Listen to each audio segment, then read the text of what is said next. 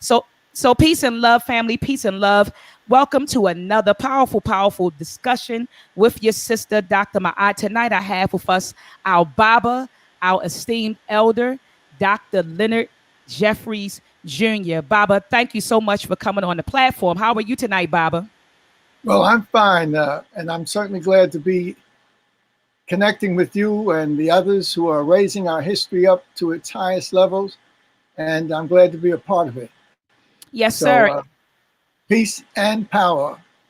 We have to find some peace, but we have to struggle, as Frederick Douglass said. If there is no struggle, there's no progress. That's right.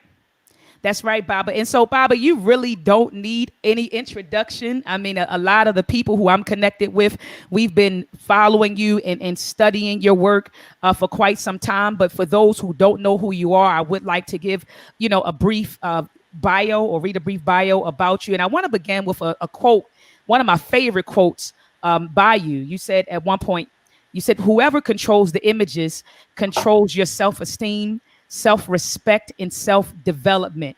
Whoever controls the history controls the vision. And so that is one of my favorite quotes by you, Baba. So Baba Leonard Jeffries, or Dr. Leonard Jeffries, is a political scientist, historian, educator, and Pan-Africanist. He is the founding director and former vice president and president of the Association for the Study of Classical African Civilizations. In short, we call it ASCAC. Baba Jeffries is known for his African-centered scholarship. He achieved national prominence in the early 1990s for his historical statements about Jews and European people. In a 1991 speech, he stated that Jews financed the slave trade, used the movie industry to hurt Black people, and that whites are ice people while Africans are sun people.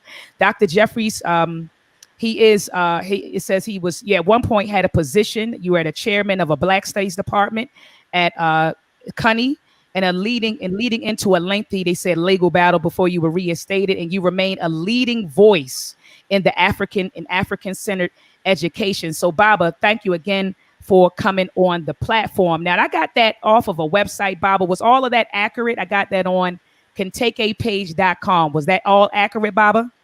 That had enough accuracy in it, but Okay. that's not the real deal. Tell me the real deal, Baba. It was not who was involved in enslavement. Everybody was involved in enslavement.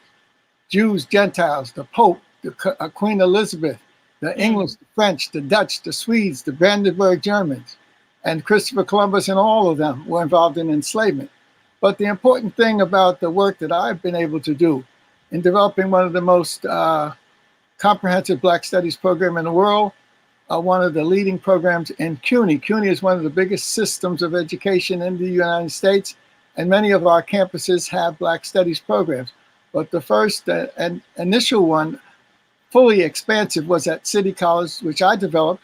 You had a sister program of Africana Studies developed at Hunter College, a few miles from us, by Dr. John Henry Clark. You had another one developed in the Bronx by Dr. Ufeti Kojo, or in Queens by Dr. Ufeti Kojo. You had another one developed in the Bronx by one of our great young teachers. So that we don't need to be defined as who was involved in enslavement and who developed the movies. It's well known. The books have been written. That's right. The Jewish community had a particular stake in developing enslavement and also the movies, but they were not by themselves. They connected with powerful Christians and others to make sure that the image of African peoples was a devastating image of people who contributed nothing to history, who had nothing meaningful in their background. That's the biggest lie that has ever been perpetuated. So what we were doing was attacking that lie. We found the truth, and there was no way we could walk away from it. The truth is that African people are the chosen people. It is from African peoples that all other cultures and civilizations find their path. And so that was the statement. We had Dr. Sheikh Anta Diop and a whole host of other brilliant scholars, and we took their work and left it before the world. This is what we're talking about. We're not talking about ice people, sun people. That's a concept that was devised by Sheikh Anta Diop in his great work, Civilization and Barbarism, when he talked about the northern cradle Mm. as opposed to the southern cradle. And it's out of the northern cradle that the ecological dimensions were there for a serious economics, that the sociological dimensions were there, so that you could have a management of these great economics, and that a deep culture was there. That did not come out of the caves of Europe, where the history of the European is centered. It came out of the lakes and rivers of the southern cradle. And so that's the dichotomy, not ice people, some people, that's just a reference to putting the economics in. If you've been in the caves of Europe, not for a day or two for a little camping out, not for a week or two when you might have been trapped there, not for a month or two, you're in trouble. But if you've been in the caves of Europe for hundreds of thousands of years, you've got to clock that in terms of the development of your economics, politics, and your culture, development of your psyche, etc. Mm. And the psyche that produced an understanding of the laws of the universe, how the human family is related to these laws, and how the ecology is an important part of these laws. The ecology of the sun, and the sun combined with the flooding of the Nile, Come produced on. ecology that needed to be mastered by the African mind that saw the relationship between the human factor, the nature, and what was happening in the skies, and the science that produced the great civilizations in Africa. Hold on, wait a minute, Baba. Hold up, Baba. You said science, but because you got brothers and sisters running around the community saying that science is a white man's thing. But I keep telling brothers and sisters that we produce science. We were the first scientists, Baba. Can you speak to that point, Baba? Well, not only speak to it, but we have the book Civilization and Barbarism. And if you don't have a copy of this, Oh, I have a copy, Baba. and I mean the people you're dealing with and people are looking at us now, if this is not a part of your serious work, then you have to run out and get a copy of it. Yes, sister's got a copy. Mine is a little worn. Hers is not as worn, because this, I take this everywhere. This is the victory. And it's not just a victory in terms of one scholar's great work.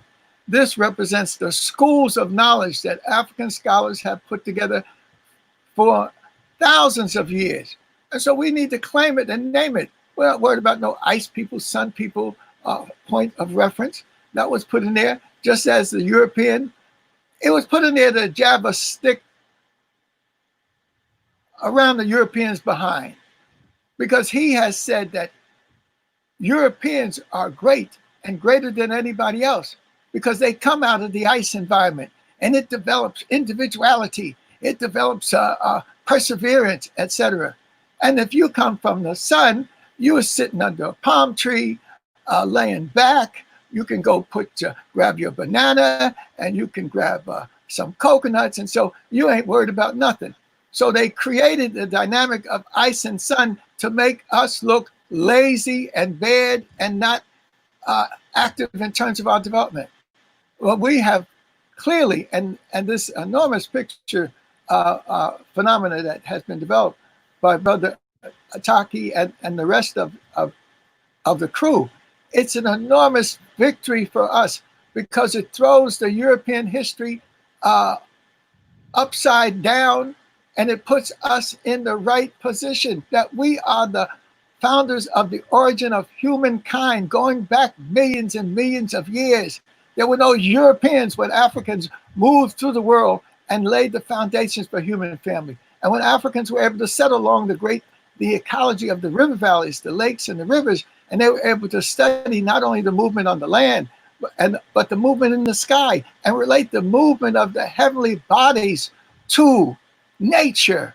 And so that's what our great contribution was. We don't have to worry about no ice people, sun people mess. That was put in there to jug them about us being sun and lazy, and them being active and running around the caves. What could you do in a damn cave anyway? That's why I like to do. You have to go into survival mode. And so can you see some Europeans trying to survive up in the caves? They used to live around the lakes and Switzerland and other places, but then when things got bad, they said we better get up into the caves because these bears and other people are getting too difficult. And so they found some caves where they could hide out and then have a little protection. But do you think they developed the African value system of communal, cooperative, and collective spiritual development? Or did they have a value system of the 3Ds, domination, destruction, and death? The cultures of the Nile Mm. that built these great civilizations that was the foundation for everyone on the planet, they were what I call the 3C value system: communal, living together; cooperative, working together; collective, sharing together. That's what the valley cultures allowed. The cave came it with survival culture. Can you see Mr. Caveman in cave number 1 knocking on the door of cave number 2, asking for a little cooperation? Could they share a little bit of that meat that they got for survival? And it didn't happen that way. When cave number 1 ran out of meat, when they couldn't do no hunting, they said, let's get our clubs and let's go visit cave number 2. And we Mm. can knock on the door and say, this is a holdup. Give me all that you got. And so the value system of the cave, a survival value system, was not the African experience. The African experience was laying out in the sun, studying the universe and the laws of the universe and the movement of the heavenly bodies. And these So laws of the universe speak to cooperation, sharing, and planning for the future. And even, I hate to beat up on the cave people, but I grew no, up with do you cave. think, Baba? I grew up with that damn cave mess with the cave holding the club. But when I got into the serious studies and looking at the scientific data, the European, when grandma died, she wasn't buried because she was going to join the ancestors and be with the God force of the universe. And being a female member of the universe, she didn't have that special raising up that the Africans understood. But grandma had to have a little bit of respect in the cave system. And it was a waste of cave survival when she died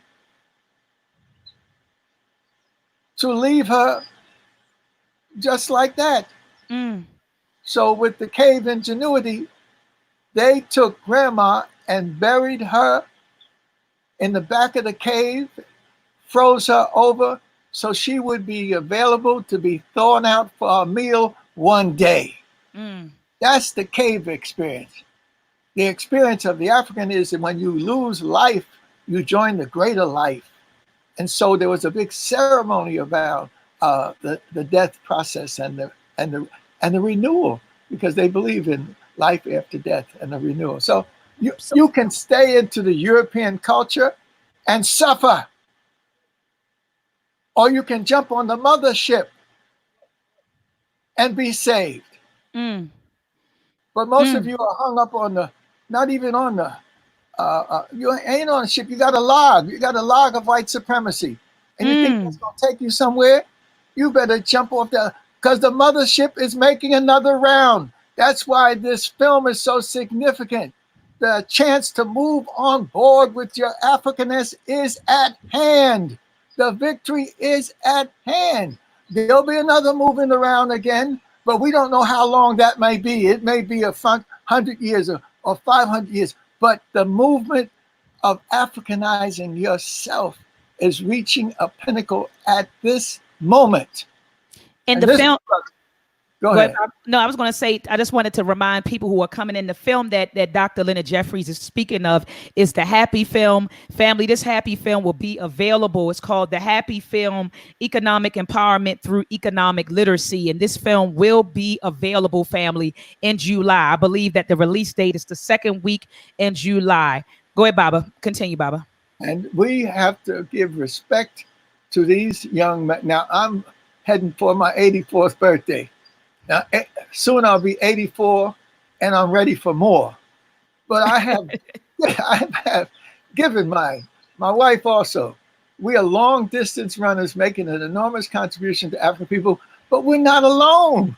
This has been done by scholars and elders that let us stand on their shoulders so we could reach high. And so when you hear Dr. Jeffries, you got to, and Dr. Ralston Jeffries and Dr. Leonard Jeffries, you got to think Dr. John Henry Clark, master teacher, Yes. genius, up from the South, uh, born in Alabama, raised in Georgia. And he was a brother who had so many works in his house. Every floor, even his sub basement, was books. Eventually, 15,000 books were sent from Harlem down to Mm. Atlanta. That was his dream.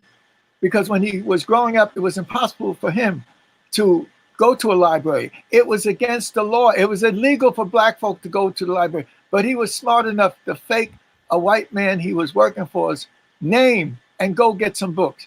And he swore that he would make sure that these books and this knowledge would be available for African people.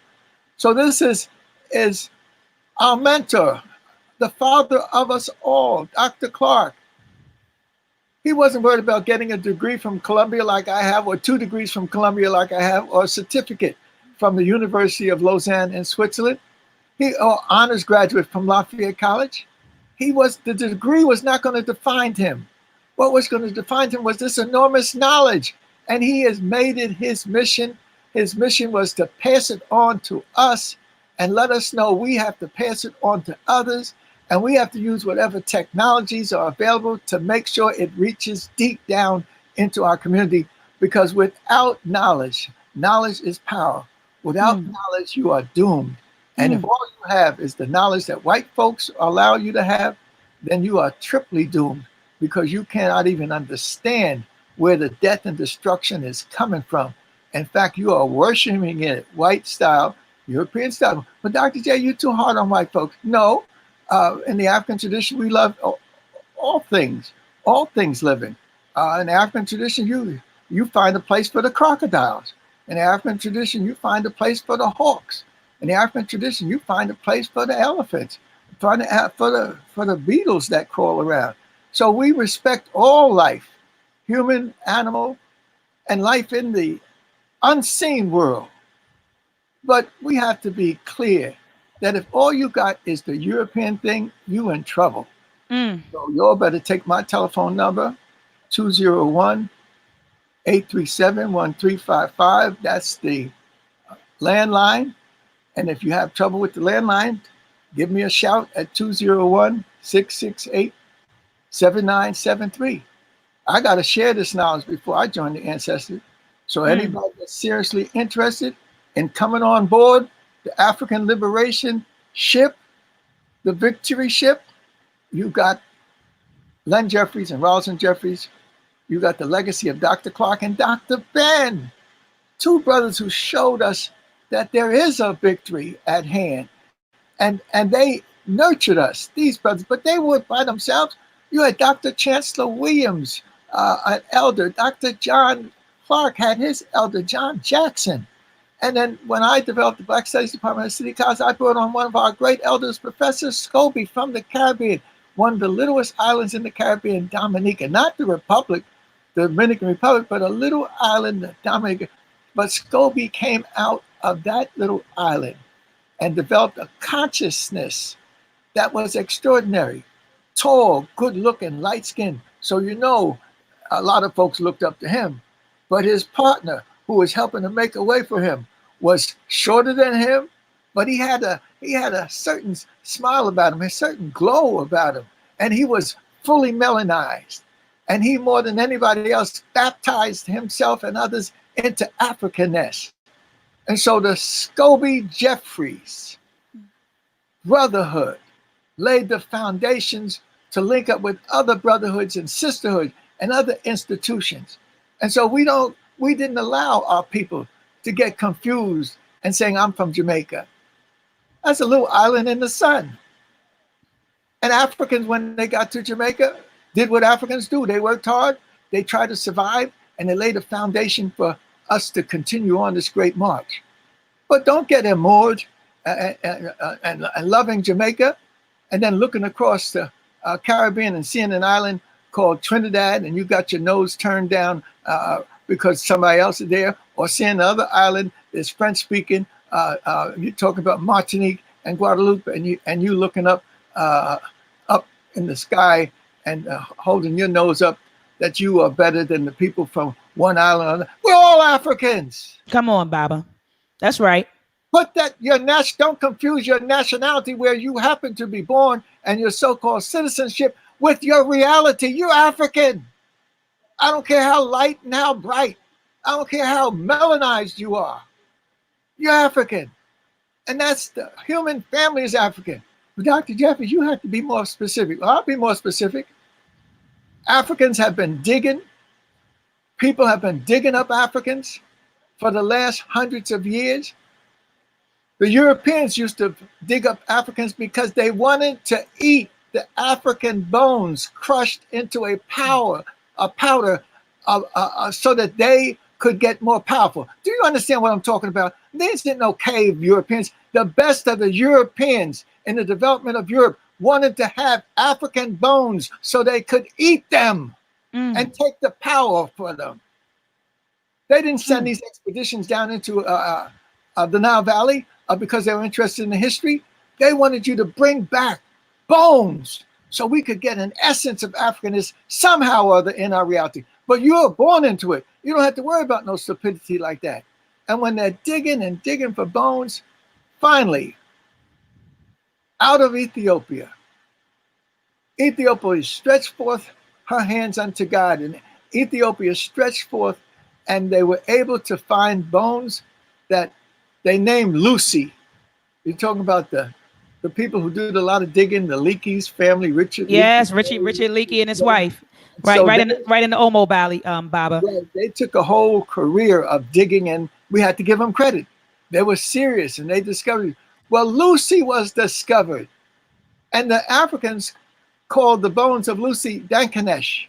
And these bones go back 3,800,000 years. There's nothing white in the universe at that time. There's nothing Asian in the universe at that time. There's nothing Arab in the universe at that time. No Native Americans at that time. The people on the planet were Africans, and they peopled the planet. And Dankanesh, a almost complete statue of an over 4-foot female, has been one of the great discoveries in human history. And so people like Cheikh Anta Diop, he spent the first 150 pages of his book dealing with the beginning, the scientific understanding and the discoveries that have to be looked at scientifically. So the Baba, beautiful thing that, I'm sorry. That they shared Dankanesh with the world. And 10 years or so ago, I went to a big conference in Ethiopia of the African Union and African scholars and leaders and whatnot. Thousands of us came there for this great event and the inauguration of the new center in Addis Ababa for the African Union. But the wonderful thing was Dankanesh had made her world tour for 4 years in all of the key museums and whatnot. She had made her manifestation. And at the opening of this beautiful center that the Chinese helped the Africans put together, no one could go into this center without paying respects to Dankanesh. As you walk through the security, you were guided to turn left. And turning left was a display of Dankanesh. Every significant leader that was there at Addis Ababa, world leaders from every continent, scholars from every continent, all of us had to go and pay homage to this African who existed almost 4 million years ago. And is the truth that we can't run from of the African origin of humankind, the African elevation of society, African development of the cradle of civilization. Well, Baba, let me ask you this, Baba, because you mentioned a few things. You mentioned the Leakley family excavations and also the bones that they found of the skeleton woman Lucy dating back to 2 to 3 million years ago. So, Baba, what are your thoughts on evolution? Evolution. What are your thoughts about evolution? Did we evolve? Well, uh, we need to do a great deal of more work in the scientific area. That's why we have to give great tribute and acknowledgement to Dr. Shekanta Diop, because he combined his growing up in a Muslim tradition of the Morids in Senegal, and then he mastered the French tradition of good education as his undergraduate. Then he went for the scientific education in France. So our scholars believe that humankind has moved over hundreds of over millions of years and has developed in the different parts of the world. But some of the theories that are devised to take the African foundation and put it in question, I doubt. And I'm not waiting for somebody from outer space to come and rescue me from my ignorance. Now, the Europeans, because they control the images and the TVs and the documentaries, they got us waiting for some strange people from outer space coming, and they're the highest level of evolution. And so, if you all want to wait for them, you wait, and send me a postcard if you discover something. But what the white folks have done, taking this concept of people coming from outer space and dealing with this concept of evolution, they put themselves at the head of the evolutionary process. And they say the people from outer space are white folks with red hair. They can't get away from this lack of melanin in their reality. But without melanin, you don't have human development. And so Shekanta Diop puts that question clearly in his great works. So, brothers and sisters, renew yourself. This is the time. Happy is coming, and we can use that in many dimensions. We're happy because we need to deal with economics. Economics is the key. Economics is you can't survive without economics. That's your ecology. That's your blessing. But then, as economics is your foundation, you got to manage that foundation with politics. And so politics and economics go together. And then the foundation of the triangle, the points go to the top, and you have this three-pointed triangle, which is, I call it pyramid analysis. And at the top of the process, economics is your productive capability. Politics is your management capability. And then culture is your spiritual understanding. Culture is the key. And we have to understand how deep culture is in our in our world. And just let me leave you with this little statement about culture. Now, check All right. out, he was multidimensional. He was a scientist, he was a philosopher, he even had background Marxist Leninism. He was a Pan-Africanist supreme. He was the complete African man. And and he had a foundation. I met his mentor, Alioune Diop, in Paris in 1959, and he introduced me. I was studying in Europe for a year and a half, studying international affairs. I had hoped to be a lawyer like Thurgood Marshall, who was my idol. But once I got into Europe, there was a whole other dimension of the world. And so that broadened my horizon. And I could see nationalism and communism and all these other activities. European death and destruction in World War II was Europe was being rebuilt. And the people who were part of that renaissance of Europe were my teachers, Professor Olez and Professor Ribert. They were the teachers in Switzerland that helped put the Marshall Plan together and the European Economic Community together and the coal and steel community, which was the foundation of their economic rebirth. So I was studying the rebirth of a Europe. And then, of course, when you realize Europe got wealthy at the time before they had World War I and World War II, where they exhausted and killed each other off, Europe always looked south, not north, to their great power of renewal. And that south was in African lands. They did it during colonialism. They did it when they were trying to rebuild Europe after World War II. Africans finally got the message that the key to development is Africa. So Mm. they met in 1945 and November, October 1945 at the Fifth Pan-African Conference. There were many others, W.E.B. Du Bois and Sylvester Williams. Others had been planning these conferences for some time, but the greatest one was after World War II, when Europe, 100 million people, not just 6 million Jews, 100 million Europeans were killed or maimed because the caveman went into the ultimate disaster, killing off his children, his women, bombing whole cities. It wasn't just the Germans putting people in gas chambers and oven. When the British flew over the European cities, they told the Germans, give up or we're going to destroy you. And the Germans had pulled that on them in terms of Rotterdam and Amsterdam. The Germans told the Dutch, let us into your country so we can be closer to England because our real enemy is England. The Dutch said, no, we can't do nothing like that. The Germans said, you either give us your land, our land base and your land, or death. And the Dutch said no, and the Germans took the Luftwaffe, their modern machinery of death, and flew that machinery over Rotterdam. The two greatest cities in the Netherlands was Amsterdam and Rotterdam, and the capital, The Hague. And in the Blitzkrieg, the Germans wiped out this great city, this great port, etc. And when the Dutch saw how insane the Germans were, they said, we better let them cross our land. Otherwise, they'll destroy The Hague and Amsterdam.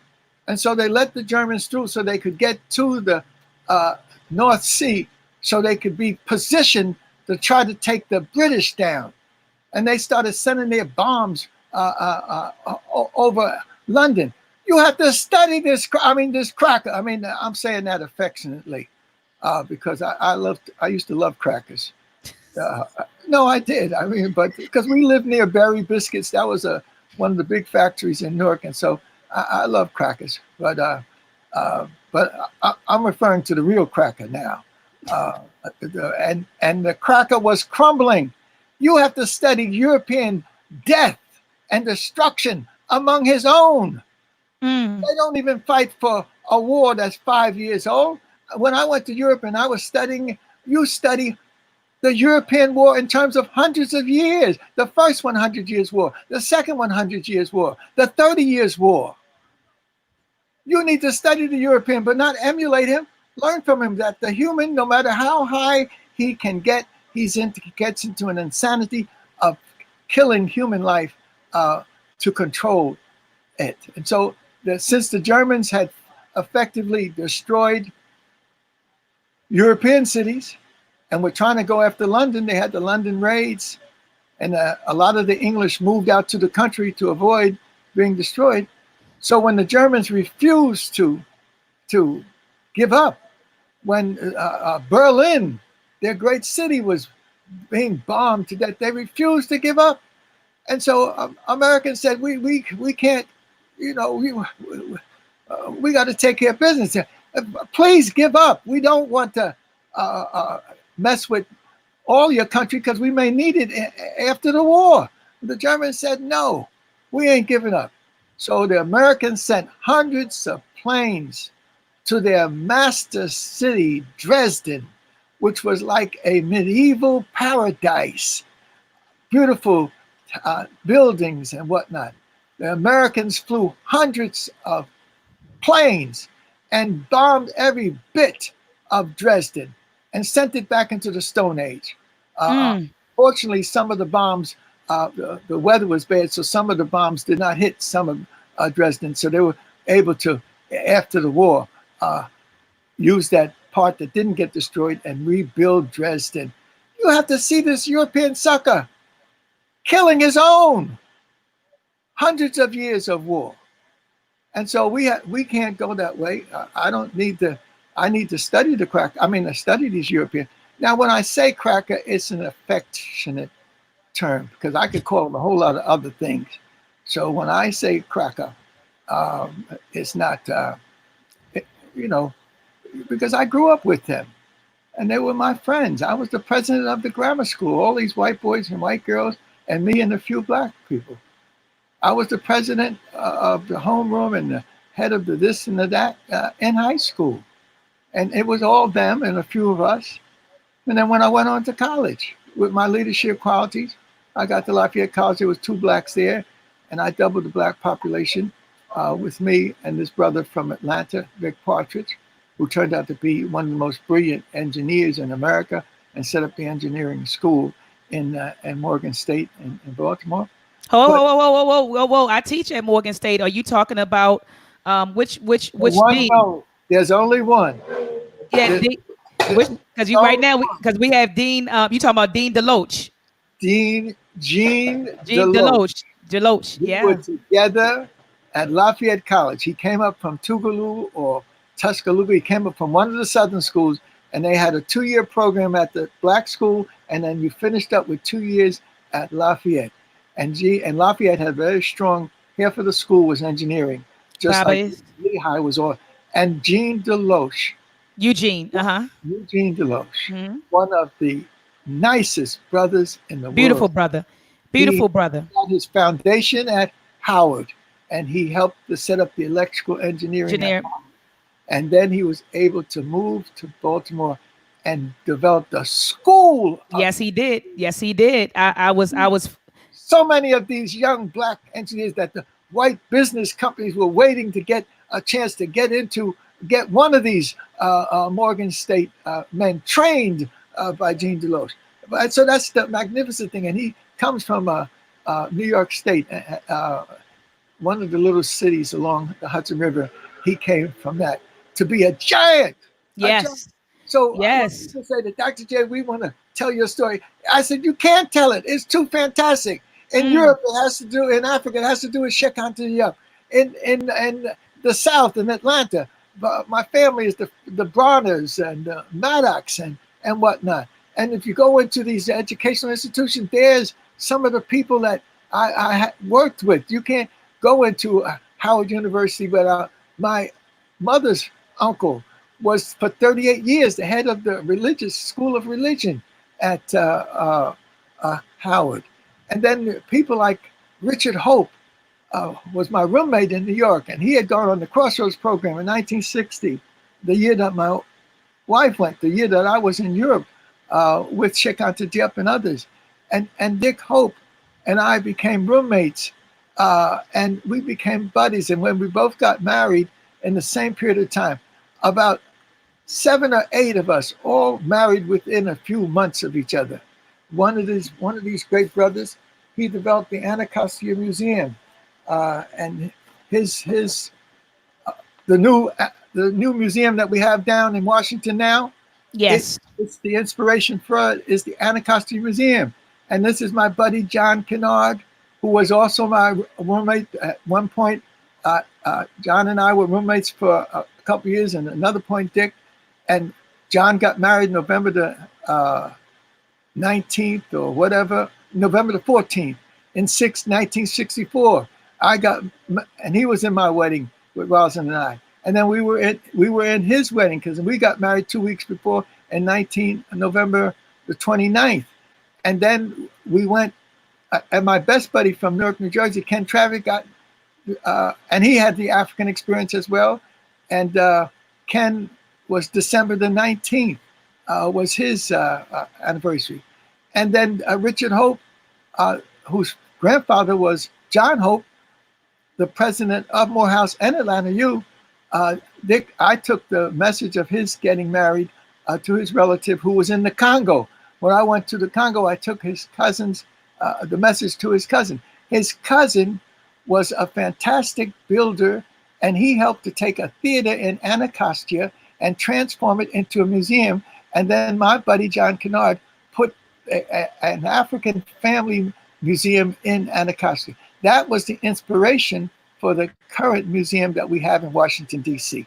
You have to Wow. see generations of us connected. You have to see brotherhoods, sisterhoods connected. And that's the victory that we have.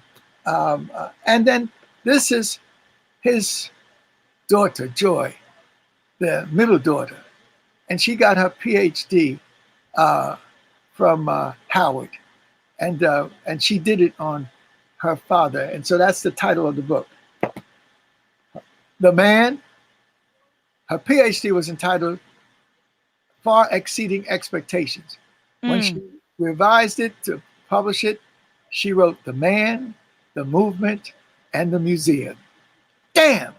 When you mm, got your children coming up under you, putting your story together, and then she's got her younger sister, has some youngsters, and they're all doing fine. They're all doing fine. So we're connected. We don't need to be worried about our relationship with some sad folks who we can't trust. We need to cement that with our people. But Dr. Jeffries, you're anti-white. No, I'm not anti-white. I'm not. You anti-Arab. No, I'm not anti-Arab. Some of my best friends are white, and some of my best friends are Arab. Most of my fraternity brothers are Jewish. So we got to move beyond that limited thing of who is who and what is what, and get into the reality. Brotherhood, sisterhood, African family, and living for the ancestors and preparing for the yet to be born.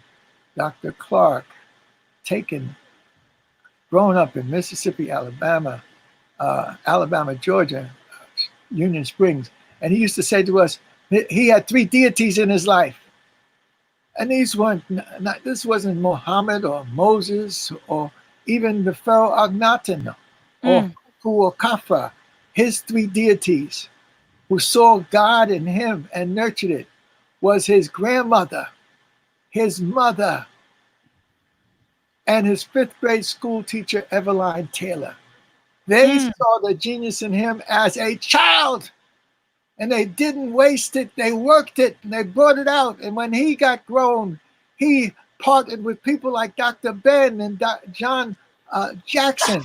And then when he got established in the institutions, he nurtured persons like myself and even those who did not go to school. He was there for them. He taught a class, a six with Vincent Harding, a 6 o'clock in the morning class was taught in New York with Dr. Clark taking the lead. He took us to Africa and taught us how to be African.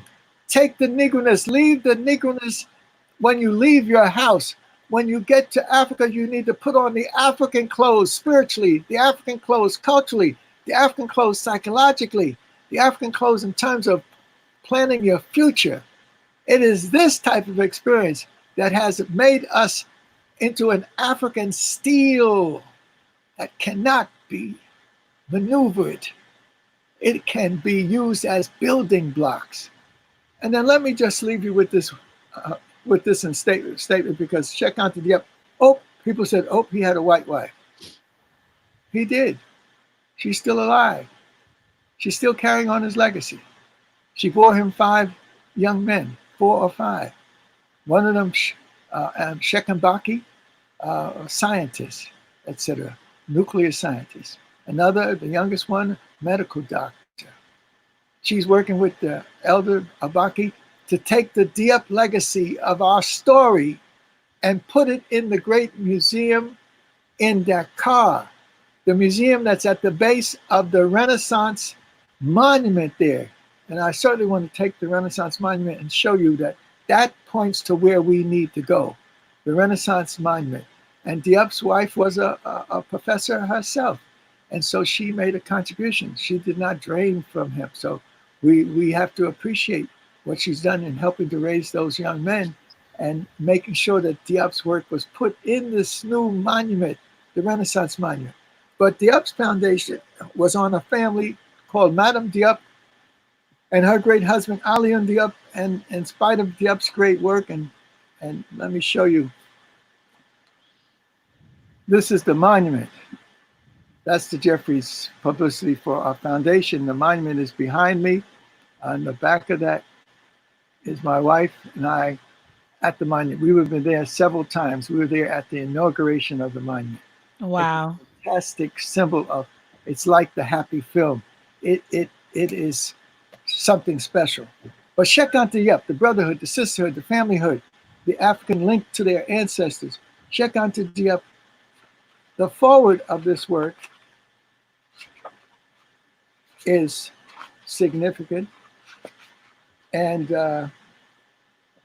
It's called, it introduces the first part, which is, which is the um, paleontological approach, the science. But Dr. Clark gave me the responsibility of going to Europe to translate the book that in French, to make sure that we didn't wait 20 years to have this translated in English. But it was too difficult for me. I raised hell about the struggle in South Africa and said that we're not doing enough in the struggle in South Africa. When I went back to Europe, I did go back again in '83 to fulfill the responsibility that Dr. Clark gave me to translate this book. But it was so difficult because the first 100 and something pages is the scientist talking to the scientist. And I'm a political scientist, not a scientist of the hard sciences. And so I had to get all kinds of books to translate all this work. And I was sinking. As strong as I am in all of my background, I was having trouble. So in the World Council of Churches where I was, Dr. Philip Potter, who was the head of the World Council of Churches, who happened to be a boyhood friend of Professor Edward Scobie, who was my partner at City College, and we developed the strongest and most comprehensive Black Studies department in the world. And Scobie's partner was now, childhood partner was now the head of the World Council. And so we had a very good relationship. And then I told him, I don't think the world churches are doing enough in the struggle in South Africa with Steve Biko and all the problems down there. We need to do more. So he said, Dr. Jeffries, if you think the world churches are not doing enough, I'm going to put you in charge of a task force to deliver to the world churches, to deliver the world church's power to the struggle in South Africa. And I said to myself, hallelujah, ashe, everything else, because I could put the artwork on the in my bookcase and get busy on getting all of the messages and cables coming from South Africa about all of the incidents. I had to filter them, and then eventually I had to put them in a book that is right here, South Africa in Crisis, by the World Council of Churches, published in 1983. And the first 80 pages I put together in my article is The Struggle in South Africa, a Universal Moral Crisis. And so I was able to do this, which was important for me because Steve Biko was the Malcolm X of South Africa. And he led these young people who were willing to stand before the cannons of the white Boers of South Africa and die. And it was the blood of the children that pushed Winnie Mandela and the women to even greater struggle. Nelson couldn't do anything. He was in jail, but he could be a spiritual symbol. But the women and the children made the sacrifice and shed the blood that allowed South Africa to develop the measure of freedom that they now have. So even though I went to get this book together, I was able to continue to make this contribution. But my commitment is real. I told Dr. Clark I would do what I could. So I got a grant from the Black United Front, their first grant, and they were able to, and I was able to get Mr. Yalenge, who I met in Dr. Ben's office, and Mr. Yalenge, who was from the Congo. He was able to, with the help of others, complete the translation. Oh, okay. Yes, and so I take credit for having put my print on this one, just like Alex Haley, who came up with Roots and whatnot. I had a $500,000 grant to help Alex Haley do Roots, so I'll take some kudos on that. But the key to what I'm trying to say and what the Hapi film is all about is the family, the brotherhood, the sisterhood, the divine brotherhood, sisterhood, the human brotherhood, sisterhood, the ancestral lines that we have that we don't know enough about. But this is the scientist, the premier mind, the Imhotep of our times who walked among us in humility. The greatest mind walked so gently through us and embraced us. Do you know what that means to have a living genius embrace you? And so here's what he said when he dedicated his work to his mentor and her, his wife, his partner. I dedicate this book to the memory of Alioune Diop, who died on the battlefield of African culture. Alioune, you knew what you came to do on this earth. A life entirely dedicated to others, nothing for yourself, everything for others. A heart filled with goodness and generosity, a soul steeped in nobility, a spirit always supreme, simplicity personified, explanation point. That's a scientist showing love for his brother. Did the Demerge want to provide us with an example, an ideal of perfection by calling you into existence? Alas, the terrestrial community to which you knew how to convey, better than anyone else, the message of human truthfulness that sprang from the innermost depths of your being was deprived of you too soon. But the remembrance of you will never be erased from the memory of African peoples to whom you dedicated your life. That is why I am dedicating this book to your memory in witness of a brotherly friendship that is stronger than time. Mm. And that's the only way you can describe what Brother Taki and the others are doing. That's the only way you can describe the relationship between Dr. Ben and Dr. Clark. The only relationship you can describe between these queen mothers who've worked with us. The only relationship you can describe, Dr. Asa Hilliard, the best of us, and his cousin, Dr. Jacob Carruthers. Asa developed a base in Atlanta, and his spirit was there. He even brought Diop over from Africa to be at a conference in Atlanta. And his cousin Jake developed the institute, the Kemetic Institute in Chicago, in one of our greatest institutions, just as Malefi Asante and his people developed the institute at Temple Uni. Malana Karanga developed the whole process around his greatness and in Los Angeles. And in fact, his great work was his PhD. He had 2 PhDs. Was on Ma'at, a book this thick on the system of Ma'at. And so this is what we're talking about. And the women, like Dr. Frances Cress Welsing, I was just reading about that sister and her powerful presence. And of course, the people who loved her produced, we don't see Frances's book here. Well, they have produced a book on Frances. I wish they had asked me to say a few words, but that's all right. Well, that can be repaired, Rich. But Frances Cress Welsing was a warrior queen, and she was a tall, statuesque sister whose great work was partnered with other great sisters like Dr.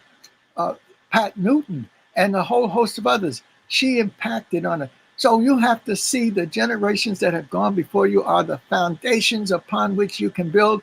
And the Hapi film will allow us to be able to show how it can be done and how important it is.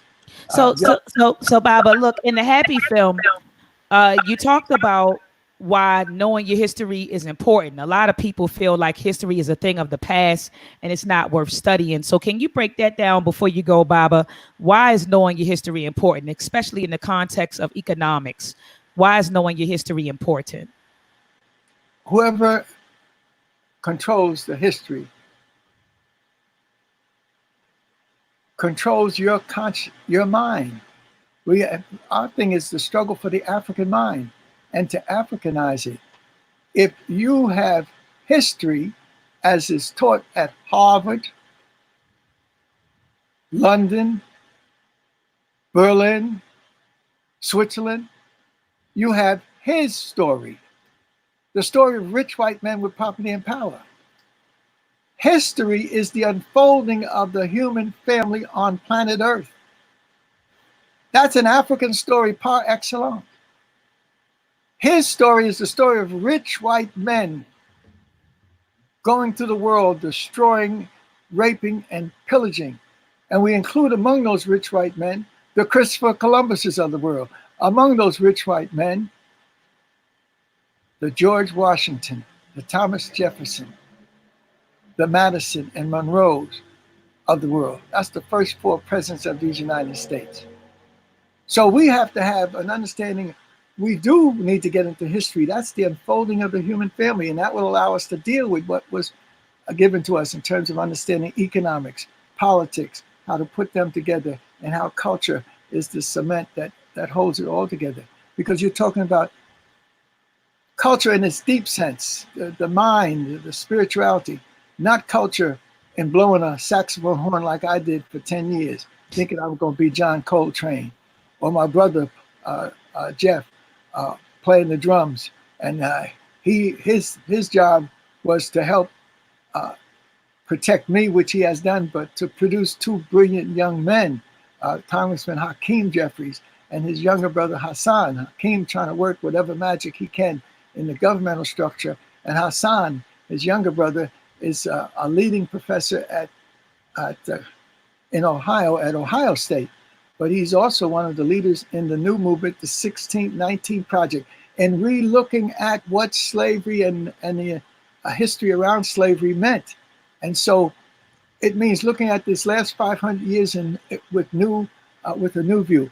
History is the key. Without your history, you're caught in a mystery. Mm. And that mystery will be sucking you into its wherewithal, just like the mystery of Jesus, Mm. the mystery of Abraham, the mystery of the Prophet Muhammad. These mysteries around the universe all have an African foundation in the Nile Valley. And as you look at them and their attempt to raise up the human spirit, there is the African. And other people claim that history. Some people say, "Well, Dr. J, you don't understand. You don't understand that you upset the Jewish people when you talked about they had nothing to do with the pyramids." I said, "Well, I'm sorry. I have to deal with the history, Right. I had to tell the truth. That's right, Doc. not the mystery. I mean, the mystery. They've made Jesus into a mystery." But the person who may have replicated Jesus before Jesus, in fact, 1,500 years before Jesus, is the Pharaoh Akhenaten. The Pharaoh Akhenaten, who became a figure in human history because he is credited with having come up with a rebirth of African culture in the Nile. One of the great moments of Brother Taki's trip to me in the Nile Valley was to take us along the Nile, where Akhenaten and his mother, Queen T, one of the greatest women in history, and the wife that his mother set up for him to marry, Nefertiti, and the boy king, King Tut, they came out of a new city. Akhenaten's people had read history, and it was clear that the spiritual system of the Nile was being overwhelmed by the materialism of the victories of the armies of Tutmosis III and others outside of the Nile. And when all that wealth started coming into the Nile Valley, it threw the balance off, and materialism was dominating African spiritualism. But somehow or other, this great Queen T and her son and her daughter-in-law and her grandson, they were able to get the power to leave the greatest city of the world, Waset, leave the temples and the great institutions established there, and go into the desert and create a new city of God. And that model of a new city of God exists to this very day. Judaism has taken it, and they've said they've inherited the heritage of God's renewal. And so a remnant of them could leave Iraq and Iran, that area, and go into the Nile with a few of their people and come out with a multitude. But more than that, they came out with the ideas of the Nile that allowed them to build the nation. Take credit for that. But I want my damn pyramids back, and I ain't giving them up. That's right. I had to tell that to Mayor Koch. He said, "What?" I said, "Well, I don't want to come down to meet with you anyway, because I got a picture of you on a camel riding around the pyramids, claiming your ancestors built them." And I got another picture of Menachem Begin standing in front of the pyramids at the time of the Accords with Egypt. And he's standing in front of the pyramids that his people built 1,000 years ago. There is no evidence. There's no pyramids on the Giza Plateau built of baked mud and straw. People took our culture in order to put something together for them to rise. That's proper. But don't take it and then when you do get a rise and a lift, say that African people were subhuman, so African people were cursed. That's not acceptable. We now know the real history, not just his story. And after the ancient Hebrews brought their people into contact with Egypt and the Kemet and the story in the Nile, eventually you get the Christians coming in. And the same process. People taking our history, putting on our garments, and not sharing the glory with us, but claiming it for themselves, and then cursing us. Make us whiter than snow, O Lord. Angels up in heaven, white. And the concept of an angel is carved into the rock and stone in the tombs of Egypt. You see the King Tut tomb, and they're holding the tomb as the symbol of the African angels, the protective angels. Stealing our stuff, which is cool. You're there to share. But then putting us into a bag of tricks that we're cursed. Even to this day, the truth of the Nile Valley can't be accepted by our people because we're so heavily hooked on those religious traditions that were our survival. And so they served us.